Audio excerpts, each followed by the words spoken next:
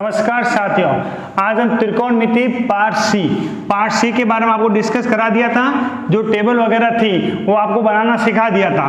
तो अब हम क्या करते हैं, इसके क्वेश्चन स्टार्ट करते हैं। तो लेट द क्वेश्चन स्टार्ट। अब यहाँ पर देखिए बेटा, वन का क्या होता है, वन का वन ही रखते हैं, माइनस साइन 30 की वैल्यू आप जानते हो, टेबल बनाना सिखाई थी, उससे साइन 30 की वैल्यू कितनी होती है 1/2 और स्क्वायर क्या हो जाएगा, स्क्वायर 1/1 माइनस साइन 30 की वैल्यू कितनी होती है 1/2 और उसका क्या हो जाएगा स्क्वायर 1/1 माइनस 1 का स्क्वायर 1 और 2 का स्क्वायर कितना होता है 4 1/4। अब यहाँ पर अगर इसको सॉल्व करते हैं तो 1 और 4 का जो एलसीएम आता है वो कितना आएगा आपका 4। 1 की टेबल में 4 कितने टाइम आता है 4 टाइम्स, और 4 को जब वापस 1 से मल्टीप्लाई करते हैं तो कितना आएगा 4। इसी तरह 4 की टेबल में 4 कितने टाइम आता है 1 टाइम, और 1 को 1 से मल्टीप्लाई करते हैं तो कितना आता है 1। तो 4 माइनस 1 कितना होता है 3/4। तो इसका आंसर क्या रहेगा आपका, इस क्वेश्चन फर्स्ट का आंसर 3/4। इसी तरह से क्वेश्चन सेकंड स्टार्ट करते हैं। अब यहां पर आपको बताना चाहता हूं मैं tan पाई की जो वैल्यू होती है किसके अंदर, त्रिकोणमिति के अंदर, त्रिकोणमिति के अंदर जो पाई को लिखते हैं वो लिखते हैं एंगल के रूप में 180 डिग्री। क्या लिख सकते हैं 180 डिग्री अपॉन क्या रहेगा 3। तो क्या रह जाएगा आपका tan 180 को जब मैं 3 से डिवाइड करता हूं, 180 को 3 से डिवाइड करता हूं तो कितना होता है 60। कितना होता है 60। तो अपना क्वेश्चन क्या बन गया tan 60 की वैल्यू आप टेबल से जानते हो कितनी होती है tan 60 की वैल्यू √3। तो इसका आंसर कितना है आपका √3। इसी तरह से क्वेश्चन नंबर देखते हैं थर्ड। देखो यहां पर tan पाई की वैल्यू 180 अपॉन 3 मल्टीप्लाई tan पाई की वैल्यू 180 अपॉन 6। तो tan 180 को 3 से डिवाइड करूंगा मैं तो कितना होगा आपका 60। tan कितना होगा 60 अपॉन tan 180 को 6 से डिवाइड करूंगा तो कितना होगा आपका 30। तो क्या होगा tan 60 की वैल्यू टेबल से आप जानते हो कितनी होती है √3। tan 60 की वैल्यू कितनी होती है √3। tan जो 30 की वैल्यू होती है वो होती है 1/√3।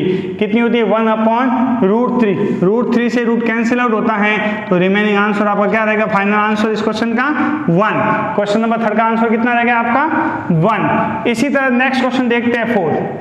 ये कितना है 2, कितना है 2 cos 45 की वैल्यू टेबल से आप जब देखोगे तो कितनी आएगी √2 1/√2।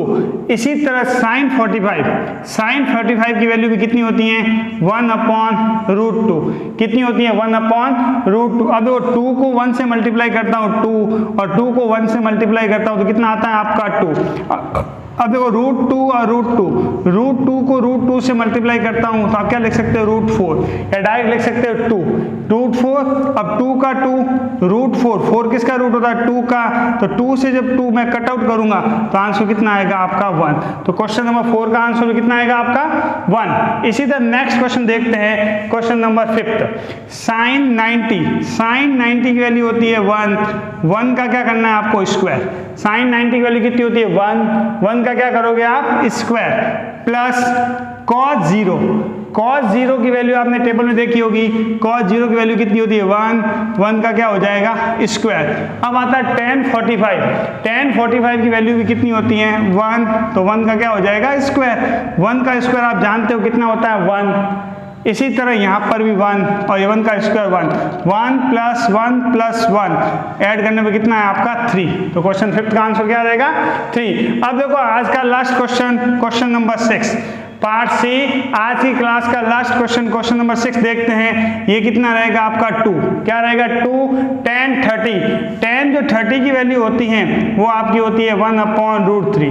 tan 30 की जो वैल्यू होती है वो कितनी होती है 1/√3। इसी तरह से अपॉन में 1 माइनस tan 30 की जो वैल्यू होती हैं वो क्या होती है 1/√3 का स्क्वायर 1/√3 का स्क्वायर।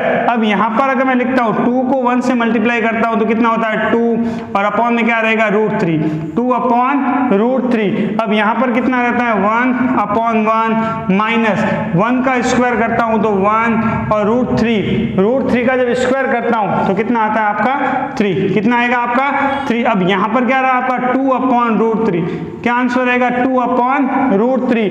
अब देखो 1 और 3 का जब एलसीएम लूंगा तो 1 और 3 का एलसीएम कितना आएगा आपका 3। अब देखो 3 की टेबल में 3 कितने टाइम होता है 1 टाइम, 1 को 1 से मल्टीप्लाई 1 की टेबल में 3 कितने टाइम आता है 3 टाइम्स, और 3 को जब 1 से मल्टीप्लाई करता हूं तो कितना रहेगा आपका 3। अब वो 3 की टेबल में 3 कितने टाइम 1 टाइम, 1 को अगर 1 से मल्टीप्लाई करता हूं तो कितना रहेगा आपका 1। अब यहां पर देखो क्या होगा 2 अपॉन √3। अब यहां पर देखो 3 - 1 कितना होता है 2, तो 2 अपॉन 3 कितना रहेगा 2 अपॉन। देखो क्वेश्चन कंप्लीट होने वाला है, ये लास्ट और पार्ट सी आज का क्या हो जाएगा कंप्लीट। अब यहाँ पर देखो 1 2 3 4, अगर 4 स्टेप होते हैं तो आपका क्या रूल होता है 4 वाला स्टेप कहाँ पर जाएगा फर्स्ट के पास।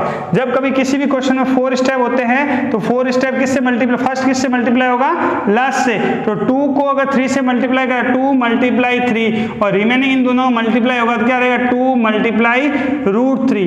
2 से 2 क्या हो जाएगा आपका कैंसिल आउट, तो क्या आंसर रहता है 3 अपॉन √3। अब देखो 3, इस 3 को मैं क्या लिख सकता हूँ √3 और √3, 3 को 2 टाइम्स क्या लिख सकता है √3 मल्टीप्लाई √3 और अपॉन में क्या रहेगा √3 से √3 कैंसिल आउट, तो फाइनल आंसर जो रहेगा इस क्वेश्चन का क्या रहेगा √3। इसी के साथ आज की क्लास क्या होती है कंप्लीट। आप सबका धन्यवाद।